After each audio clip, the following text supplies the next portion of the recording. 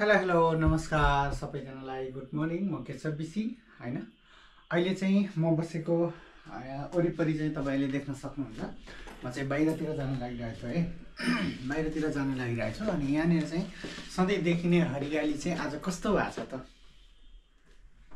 है आज कस्तो भएको छ त तपाईहरुलाई म देखाउन चाहन्छु है त साथीहरु पक्कै पनि क्रोएसियातिर चाहिँ हिउँ पर्न सुरु भइसकेको छ हैन पक्कै पनि तपाईहरुले देख्न सक्नुहुन्छ है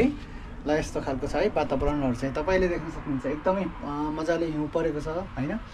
यो हिउँ परेको अवस्थामा चाहिँ अब के त हैन चिसोबाट अलिकति जोगिनु पर्छ भन्न चाहन्छु सबैजनालाई क्रोएसियामा चाहिँ यसरी हिउँ आइसकेको छ परिसकेको छ हैन ल हेर्नुस् है त साथीहरु यो चाहिँ यसरी परिरहेछ एकदमै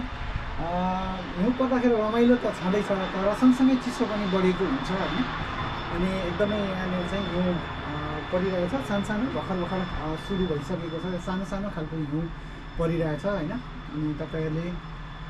पनि ल यो हिउँको भिडियो हेरेर मनोरञ्जन लिन सक्नुहुन्छ र यस्तै भिडियोहरू हेर्नको लागि चाहिँ लाइक कमेन्ट र सब्स्क्राइब गर्न नबिर्सिनु होला भन्न चाहन्छु। क्रोएसियामा चाहिँ एकदमै चिसो बढिसकेको छ। क्रोएसियाको अवस्था चाहिँ अहिले अब हिउँ परिसकेको छ भनौँ न हिउँ परिराखेकै छ पर्नलाई चाहिँ सुरु भइसकेको छ। हिजो केही अलिकति 1-1.5 घन्टा परेको थियो भने आज चाहिँ धेरै नै बेर भइसक्यो बिहानदेखि नै परिरहेछ लगभग रातिदेखि नै परेको होला बिहान उठेकै म चाहिँ अहिले 3-4 घन्टा भइसकेको छ भने पक्कै पनि तपाईले देख्न सक्नुहुन्छ यस्तो खालको चाहिँ यहाँनिर चाहिँ हिउँहरू परिरहेछ भने सबै भुइँभरि जमिसकेको छ पक्कै पनि हैन तपाईहरु सबैजना क्रोएसियामा चाहिँ चिसो छ एकदमै अब सबैजना चाहिँ मजाले बस्नु होला चिसोबाट जोगिनु होला भन्न चाहन्छु हैन र सबैजनाले चाहिँ र क्रोएसियाको अब अवस्था यस्तै छ चिसो अब हिउँ पर्न सुरु भइसकेको छ आज अलिअलि भयो हिजो भन्दा आज धेरै परेको छ हिजो चाहिँ यति साह्रो जमेको थिएन आज चाहिँ भने हिउँ जम्न पनि सुरु भइसकेको छ साथीहरु भन्न चाहन्छु है सबैजनालाई यस्तै छ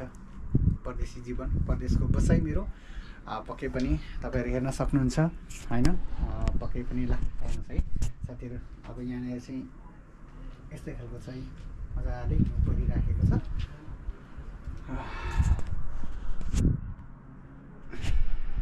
ल बाइ बाइ साथीहरु यस्तै भिडियोहरु हेर्नको लागि मेरो च्यानललाई लाइक कमेन्ट र सब्स्क्राइब गर्न नबिर्सिनु होला भन्न चाहन्छु धन्यवाद।